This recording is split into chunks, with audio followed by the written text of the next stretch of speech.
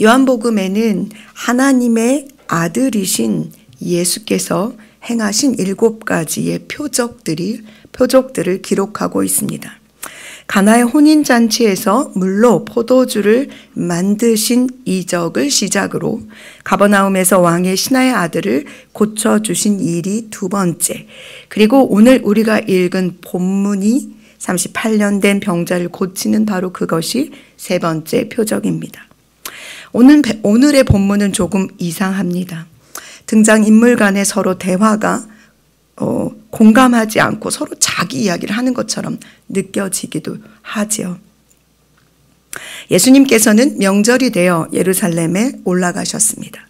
예루살렘 양문 곁에는 베데스다라는 못이 있었고 그곳에는 수많은 사람들이 무엇인가를 어떤 때를 기다리고 있습니다. 바로 천사가 아주 가끔 못에 내려와 물을 움직이게 하는 바로 그때를 기다리고 있는 것입니다. 그때 가장 먼저 물에 들어가는 한 사람, 그 사람은 어떤 병이든 낫는다는 이야기가 있었기 때문입니다. 예수님께서 바로 그곳에 가셨고 그곳에서 병이 오래된 38년 된 병자를 만나셨습니다. 그리고 그에게 물으시죠. 네가 낫고자 하느냐. 근데 이 병자의 대답이 좀 독특하죠. 낫고 싶습니다 라고 말하는 것이 아니라 상황을 설명합니다. 물이 움직일 때 자신을 못에 넣어줄 사람, 그가 없어 내가 여기 여전히 38년 동안 머물러 있다는 식으로 이야기를 하죠.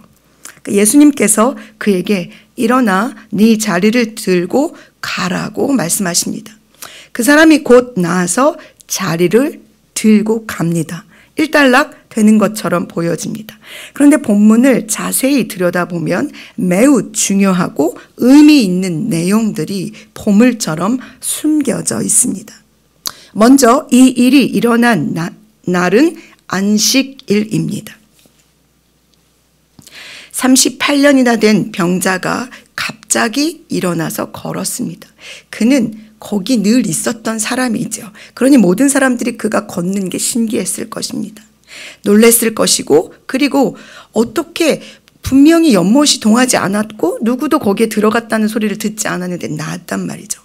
그래서 물어봐야 되는데 이 종교 지도자들, 유대인들이 이 사람에게 묻는 게 뭐냐면 안식일에 너를 이렇게 걷게 하는 게 옳지 않다라고 말하는 것도 너무 이상합니다. 안식일에 자리를 들고 일어나는 것이 옳지 않다라고 말한다는 거죠. 이 안식일에 무엇인가를 행하신 예수 그리스도의 이 모습이 유대인들과 계속해서 대립각을 세우게 됩니다. 뿐만 아니라 예수님께서는 당신과 하나님을 동등된, 즉 하나님의 아들이라는 칭호를 쓰시면서 하나님과 동등된 자로 높이시기 때문에 유대인들은 이 부분으로 인하여 예수를 죽이고자 마음을 먹기도 하지요. 그럼에도 예수님께서 안식일에, 그것도 예루살렘에서 38년 된 병자를 고치는 일을 하셨습니다. 왜 그러셨을까요? 주님이 하시는 일에는 모두 의도가 있고 하나님의 뜻이 거기에 들어 있습니다. 19절 이하를 조금 더 유심히 읽어보면 우리는 그 사실을 알 수 있습니다. 예수님께서는 자신이 하나님의 아들이시라는 사실을 말씀하고 계십니다.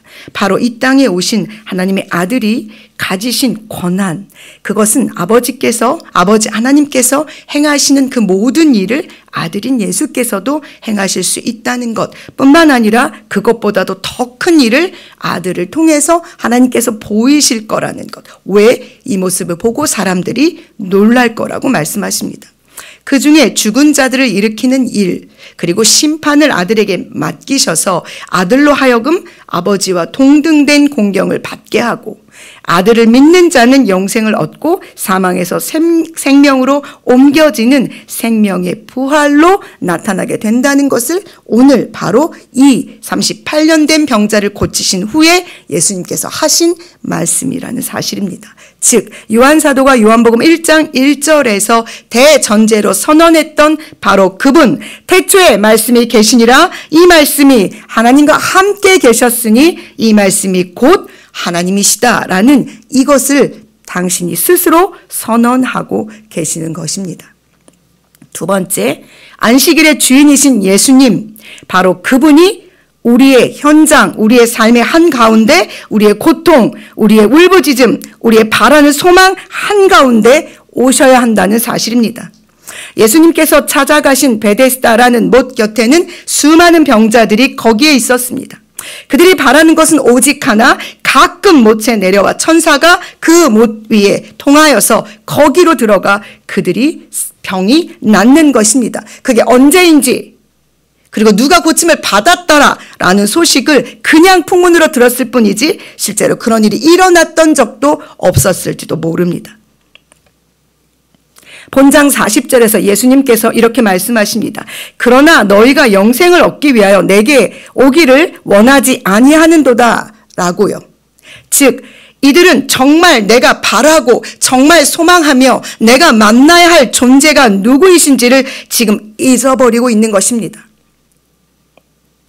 그래서 마치 38년 동안 거기에서 자기를 들어서 못에 던져주기를 바라고 있는 이 사람의 모습은 이스라엘 백성들이 여전히 하나님의 때와 하나님의 뜻과 하나님께서 성경을 통해서 수없이 말씀하고 계시고 가르치고 계시고 그리고 사람들을 보내서 그가 누구인지를 설명하고 계시는 예수 그리스도를 바로 눈앞에 두고도 그분이 하나님의 아들이신지 알지도 못하고 그분이 그들에게 오는 것에 대하여 바라지도 않고 그분이 내 안에 역사하셔서 나를 사망에서 생명으로 옮겨주시기를 원하지도 않는 이스라엘 백성들의 병든 모습, 죄된 모습과 연결되어지는 것을 볼 수 있습니다. 그럼에도 불구하고 예수님께서는 이 일을, 하나님의 아들이신 예수 그리스도께서는 하나님의 그 일을 행하시는 일에 대하여 멈추지 않으십니다. 선을 행하는 자, 복음을 위하여, 그 복음을 위하여 일하는 자를 찾으신다는 것입니다. 38년 된 병자는 어쩌면 포기했을지도 모릅니다. 그 자신 스스로도 그리고 주변의 사람들도 포기하고 있었을지도 모릅니다. 제가 한 달에 한 번씩 서울역에 말씀을 전하러 갑니다. 가는 길에 수없이 만나는 행여자들은 눈빛에도 삶에도 그들이 꾸리고 걸어 다니는 모든 짐 속에도 소망, 희망은 없습니다. 그럼에도 그들이 여러 가지 이유, 여러 가지 상황들로 거기까지 내몰린 것처럼 어쩌면 베데스다 연못가에 내몰린 어쩌면 모든 상황과 모든 포기와 모든 절망 속에 내버려진 자들이 거기에 있었는지도 모릅니다. 그러나 주님이 그들에게 찾아가셨다는 사실을 우리가 기억할 필요가 있습니다. 세상은 우리를 버리고 세상은 세상으로부터 내가 포기되어지고 내가 나 자신조차도 포기하고 잊어버렸던 바로 나의 가치 존재를 하나님의 아들이신 예수 그리스도께서는 알고 계신다는 사실입니다. 그 사람에게 예수님께서 찾아오셨습니다. 다시. 그리고 보라 내가 나았으니 더 심한 것이 생기지 않게 다시는 죄를 범하지 말라고 주의를 주십니다. 즉 하나님께서 보내신 이 하나님의 아들이신 예수 그리스도를 믿음으로 말미암아 영생을 얻어 심판에 이르지 않기를 사망에서 생명으로 옮겨져 영원한 생명의 부활로 나아가기를 그에게 권면하시는 것입니다. 그것은 하나님의 사랑 안에 거하는 것이며 그것은 복음으로 내가 살아가는 것을 말합니다. 사랑하는 여러분, 여러분은 38년 된 병자처럼 바라고 소망하며 간절히 기도하는 것이 있으십니까? 혹은 기도하다 응답되지 않아 어쩌면 내 안에 깊은 곳에서 포기되어져서 나를 들어서 그냥 저쪽으로 옮겨줄 그 누군가를 기다리고 계시는 것이 있습니까? 믿음은 아주 단순한 결단이라는 생각을 하게 됩니다. 일어나 내 자리를 들고 걸어가라 라고 말씀하시는 예수 그리스도의 그 말씀을 내가 믿고 두 다리에 힘이 없을지라도 일어서려고 하는 행동이 거기에 있어야 한다는 사실입니다. 그러니 기다리시다 지치더라도 응답되지 않는 것 때문에 이 기다림이 때로는 하나님이 나를 버리셨나 내 기도에 귀를 기울이지 않으시나 라고 포기하심이 아니라 다른 것, 다른 때를 기다리지 마시고 오직 하나님의 아들 예수 그리스도께서 바로 그때의 주인이라는 사실을 기억하십시오.